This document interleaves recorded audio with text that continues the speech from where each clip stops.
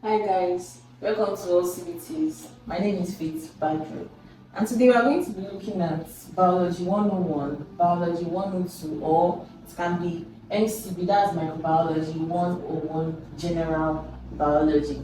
Sit back and relax. We'll be right back.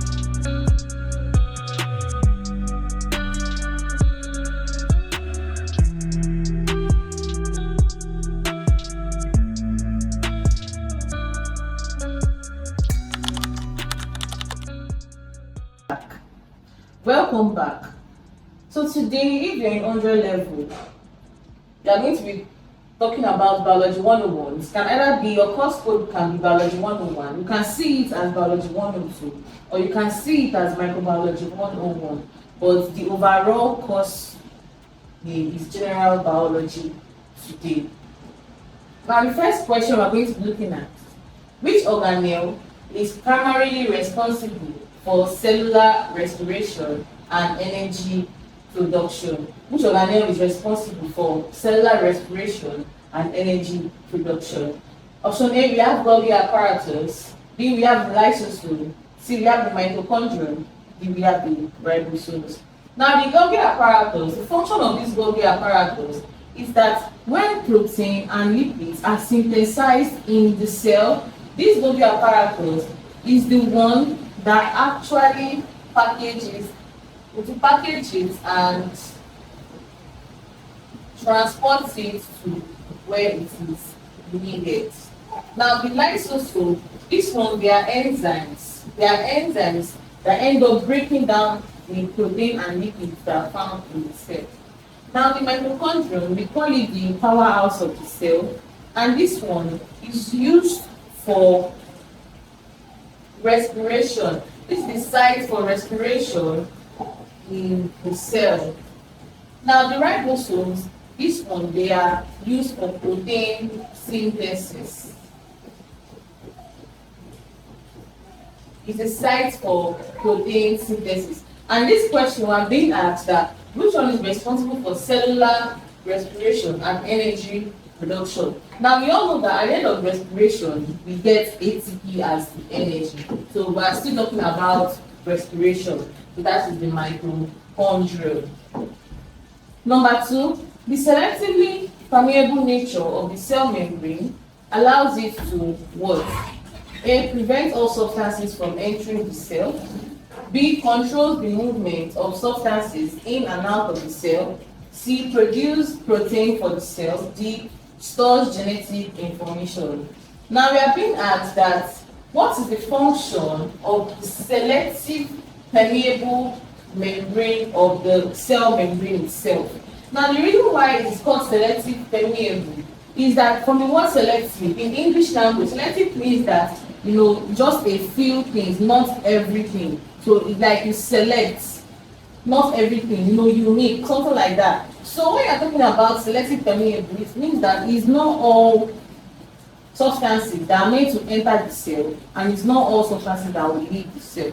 That our answer needs to be option B. That controls the movement of substances in and out of the cell. That's the use of the selective permeable membrane in the cell membrane. That's option B.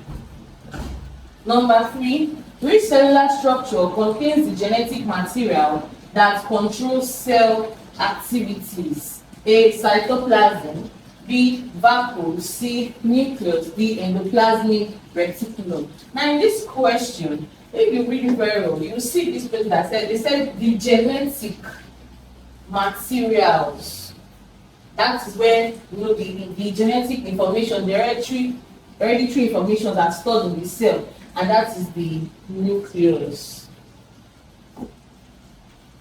Number 4, osmosis is best defined as the movement of what? What is osmosis? A, solute molecules from high concentration to low concentration. B, water molecules through a selectively permeable membrane. C, proteins across the cell membrane. D, gases from low concentration to high concentration. Now they're asking us for the definition of this osmosis. Now if you look at option A, it is wrong. Why? Because osmosis is the movement of molecules from low to high, not from high to low. Option B here, water molecules through a selectively permeable membrane. Now this can be our answer. Option C, proteins across the cell membrane. No. Option D, gases from low concentration to high concentration. Now if you notice this particular option, we also have from low to high. But what disqualifies this from being our answer is the fact that they wrote gases. Osmosis only has to do with water molecules, while diffusion has to do with gas molecules. But osmosis is water molecules only, strictly water molecules. That's why option D cannot be our answer. Our answer is option B. Number 5. Which of the following organelles is involved in protein synthesis? A. Ribosome. B. Lysosome. C. Vacuole. D. Centriole. Now our answer here is ribosomes, because these ribosomes, they are the sites for protein synthesis in the cell.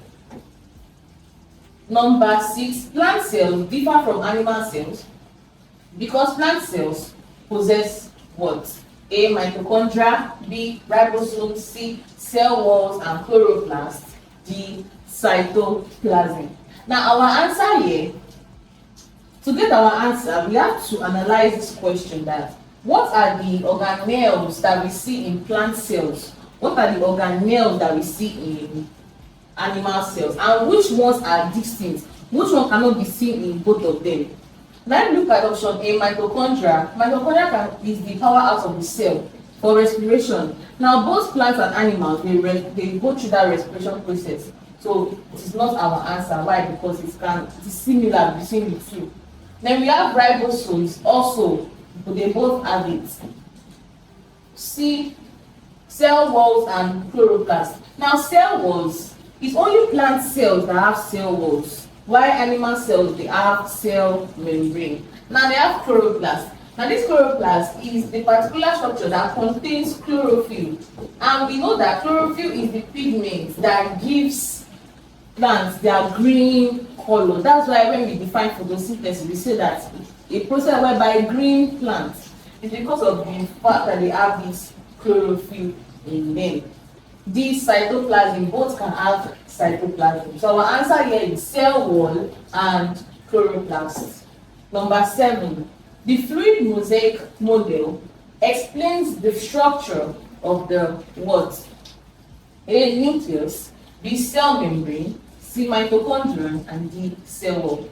Now this fluid mosaic model is one of the scientists, they postulated this particular model. And they said that the cell membrane is formed from phospholipids. And in these phospholipids, there are embedded proteins in these phospholipids, which makes them to look like a mosaic model. Most of us that have done, arts in our primary school or secondary school, they have seen mosaic where it's like they use glass particles to draw a particular thing or a particular human being or an object.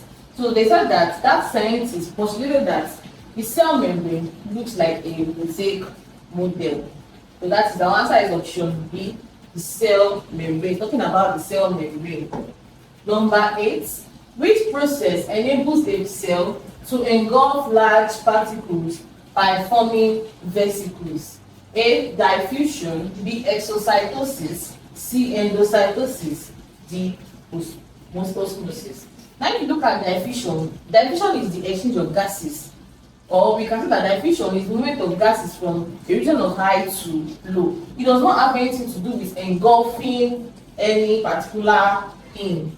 So that's not our answer. Osmosis too does not have anything to do with engulfing. It's just the movement from high to low or low to high. Now if you look at option B and C, we have exocytosis and endocytosis. Now the difference between exocytosis and endocytosis is that exocytosis is talking about when the cell is expelling something from it. It's expelling, like it's removing it. But endocytosis means that when the cell collects something, so something from outside is entering the cell, while for exo, something from inside is going out of the cell. And in this question, we're giving the word engulf. Now, when something is being engulfed, it means that it is being taken in. You are taking, it is surrounding that particular thing. So that process is an endocytosis process. That's option C. Number 9, the science of naming, describing, and classifying organisms is known as what? A. Ecology, B. Taxonomy, C. Genetics, D. Physiology. Now the answer is taxonomy. Now taxonomy is the process by which we name organisms. It's taxonomy that will tell you that this particular organism is Ratus ratus. That is what taxonomy is. Number 10, in biological classification, the most specific taxonomy category is what? A. Kingdom, B. Phylum, C. Genus, D. Species. Now we have a way that we write it. The one that comes first is the kingdom. Then from the kingdom, we go to the phylum. Then from phylum, we go to the class. Then from class, we go to order. From order, we go to the family. From the family, we go to the genus. That's generic name. From the genus, we go to the specific, that's the species. So we go from kingdom, phylum, class, order, family, genus, species. And in this question, I'm being asked that the most specific taxonomy category. Now, if you see a question like the most specific, means that the one that is last, the one that comes last, and that is the species. That's option D. Number 11, which kingdom consists mainly of multicellular organisms that obtain food by absorption? Firstly, what are multicellular organisms? Now we have two kinds of organisms based on this cellular, on the cellular level. We have the unicellular organisms and we have multicellular organisms. Now these unicellular organisms, they are the organisms that have just one cell. From the word uni means just one. While multi, from the word multi, they have many cells. There are many cells. In this question, they're asking us that which of these options is multicellular, has many cells, and also obtains food by absorption. A. Animalia, B. Plantae, C. Fungi, and D. Protista. Now for the Animalia, they obtain their food by ingesting. How? That is this ingesting. Now this ingesting, the one with I, this particular one, it is when they take in food through their mouth. That's how the animals feed. So so it is not a press of, and they don't absorb their food, they ingest their food. Now Plantae, these ones are the plants. They are autotrophs. They manufacture their food on their own by what? By photosynthesis. So they don't do absorption. Now when you see the fungi, these fungi, they feed on dead and decaying compounds. And how do they do this? They secrete something on that particular, dead and decaying material. Then they now start to absorb the nutrients that are already there. So we can say that fungi, they feed through absorption. Now you see protista, the protists, they have different modes of feeding, and absorption is not one of them. So our answer here is option C, fungi. Number 12, organisms belonging to the same genus must also belong to the same what? We have seen that it goes from kingdom to phylum to class to order to family to genus and to species. Now we are asking that if an organism is belonging to this genus, which one must it also belong to? Must it belong to the species, to the family, to the kingdom only, or to the phylum only? Now if you are asked this question, now if something is belonging to genus, that means it must belong to the one that is preceding it. Now the one that precedes this genus is the family. So it must be family, that it must belong to family, not species. Species is now another different, now split this genus to another different subgroups. Now if you are asked that, phylum, before something can be the same phylum, they must be in the same what? Is kingdom. So if you are looking at this question, always look at the one that precedes it on this particular scale. So our answer here is family, that's option B. Number 13, binomial nomenclature was developed by what? A. Charles Darwin, C. Gregor Mendel, C. Carolus Linnaeus, D. Louis Pasteur. Now this binomial nomenclature, it is just, giving all these, they call this Carolus Linnaeus is the father of taxonomy. Now this binomial nomenclature is still, we call it, another name for it is taxonomy. That's when you give organisms, both plants and animals, their specific and generic name. So our answer is option C, Carolus Linnaeus. Number 14. Which of the following is correctly written according to binomial nomenclature rules? A. Homo sapiens. B. Homo sapiens. Okay, C. Homo sapiens. So if you notice these options, in this first one, this H is in small letter, this S is also in small letter. This H is in capital letter, this one is in capital letter. Now this one, this H is in capital letter, this one is in small letter, and this one is in small letter, this one is in capital letter. Now when you are given a question like this, the places that I've ticked, that is where you have to look at, because those are the places that will determine your answer. Now when you are writing, according to Carolus Linnaeus, when he was postulating this binomial nomenclature system, he said that the one that comes first is the generic name. The one that comes last is the specific name. Now when you are writing the generic name, you start with a capital letter. And when you are writing the specific name, you start with a small letter. Now that particular law or theory, it obeys number C, option C obeys it. The H in homo is capital letter, but the S in sapiens is small letter. Some people, they go ahead to even underline both of them. So it's the same thing. Our answer is option C. Number 15. Which kingdom includes organisms that are unicellular and lack a true nucleus? Now we have seen the meaning of what unicellular means, that they are one-celled organisms. Now also we have organisms that lack true nucleus, and they are called the prokaryotes. We have, based on nucleus, whether it is true or false, we have prokaryotes and we have eukaryotes. Now this particular true nucleus or what is it? Now when a particular nucleus is not true, what it means is that the contents in the nucleus are not embedded in the nuclear membrane. Instead, they are just scattered around. For example, bacteria.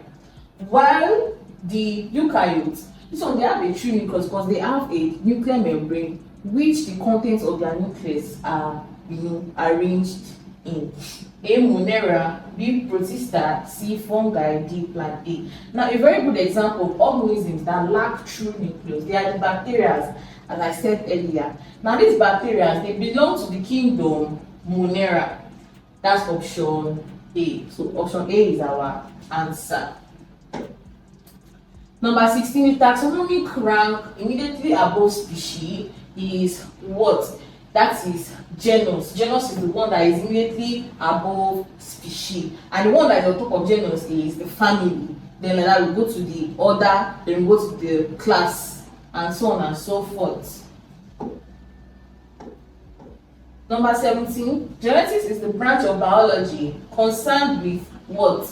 A. Ecosystems, B. Cell structure, C. Hereditary and variation, D. Classification. Now genetics does not talk about ecosystem, that's ecology.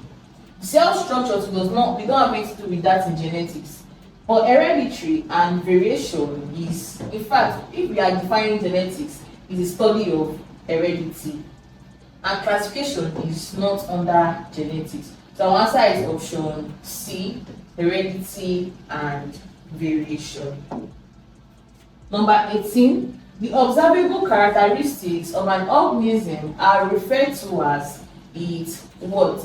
This means that the characteristics that you can observe, for example, if you see a person, the characteristics that you can say that, oh, this person is tall, this person is short, this person is dark, this person is fair, the one that you can see with your eyes, all those characteristics, what are they referred to?